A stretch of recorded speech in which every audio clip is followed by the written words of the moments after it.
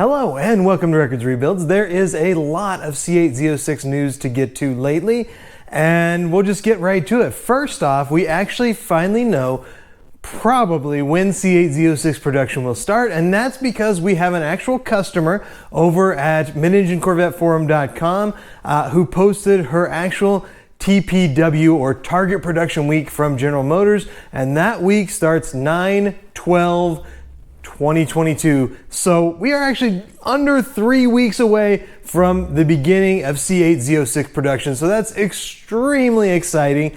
Other news that's come out lately, well, it looks like Mac Haik Chevrolet down in Houston tried to get a little extra because apparently, reports say they got about 6 allocations in the first cycle for the new C8 Z06. And they were trying to charge a $90,000 MSRP on that. It appears there may have been a little confusion. We'll go over that in just a little bit. And then, something that I think maybe we weren't supposed to see, pretty interesting, the sheet over on mid-enginecorvetteforum.com that shows constraints. So the constraint on the carbon fiber aero for the Z07 version of the car, and the constraint on Z06's total. Is there really a 10% constraint? Is that all they're going to make this year? Are we only going to see 2,500 or 3,000 cars this year? That would be crazy, right? The values would sure go through the roof. So we're going to take a look at that as well.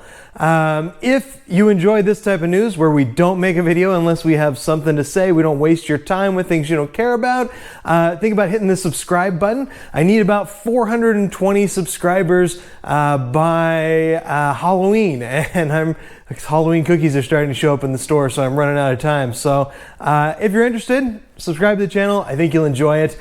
Okay, so here is the famous ADM heard round the world. I don't think I've ever seen something like this about pricing of a vehicle travel as fast as it did 2 days ago. You can see right there the $90,000 ADM above MSRP. We don't know who this guy is that signed it. We don't know if it was signed just for the purpose of getting this piece of paper so that it could be released out onto the internet.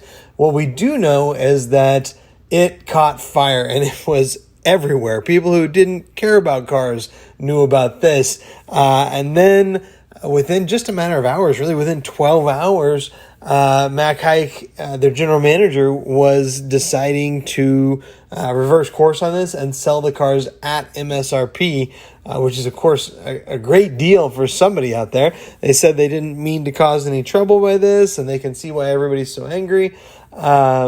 And so, yeah, I don't know what actually happened here. What do you guys think? Tell me in the comments. Do you think there was some sort of, maybe GM made a call and they realized, oh, wait, we better sell these at MSRP? Or do you think, maybe they really do have 6 cars and they had a hard time getting 6 people to pay $90,000? You can't really charge the first person $90,000 and then the second person $60,000 and so on and so forth. And it would be hard to get rid of, essentially, I guess maybe 6 cars for $90,000 above MSRP in like 1 week's time before the orders have to go in. So yeah, what do you think happened? Let me know. Okay, so this chart right here is probably the most interesting thing that we have to talk about right now. It comes from mid-enginecorvetteforum.com, and it is reportedly a screenshot from the GM computer software that dealers use. It definitely seems like that is what it is, and I think John's a very trustworthy source over at mid-enginecorvetteforum.com. But it's got a lot of people sort of in panic mode because of some of the numbers on this sheet. As you can see, the big things that are surprising people is that it says that there's a model year constraint for the 2023 Corvette, limiting Z06 to 10% of production. And then probably the even scarier one is that it's limiting the carbon fiber aero or the Z07 package effectively to 3% of production. And I think the next column over there where it says constraint duration and all of them say model year is probably the scariest thing for a lot of people. but I don't think we need to really be worried about this. And the reason is, I think that column just says model year because they have to plug something in there. You know, maybe they're just saying whether it's going to be model year or whether it's going to be a permanent thing going forward. And maybe model year is the short version of that. We know that it says model year for those Z51 constraints up there, and we know we've already seen that constraint come and go already once this year. So, you know, GM is going to make as many cars with Z51 and Mag Ride as they can if people want to order them. You know, they're not going to say, nope, this is a model year constraint. This constraint's staying for the rest of the year. You know, and how could they put something like 2 weeks or 4 weeks or something like that? There's no way to estimate it really. You know, they're getting whatever parts they can whenever they can get them. So I'm just not worried that they have planned that for the full model year. And one of the biggest reasons why I'm not worried is that we already know they're putting out allocations as if they were 10% of production. So, they're starting at 10% of production for the 06 models, and we know they're planning a gradual ramp up to full Z06 production. We don't know where they're going to. You know, a lot of people have theorized 30% because that is what General Motors has been able to do with previous Z06s, but I don't think anybody knows. You know, we don't know what parts are going to be available and stuff like that, but if you are starting at 10% and you are ramping up, you are not ending at 10%. So here's my own personal hot take. By the end of model year 2023, I really do believe that 30% of the models being produced at the Bowling Green facility will be Z06 models. I think they can get that up to 30%, and I think there's no plan to limit it to 10%. I think they're going to ramp up from 10% to whatever number they end up being able to achieve. I think they want to make as many Z06s as they can, and they're not trying to limit production or anything like that. Now, that does mean that I'm a lot more worried about the carbon fiber aero restriction. So they have that restricted to just 3%. And I'm really worried that really like 65, 70% of the people want that carbon fiber aero on their car. So I think that is going to throw a big wrench into things because I don't think you get from 3% up to 75% very easily.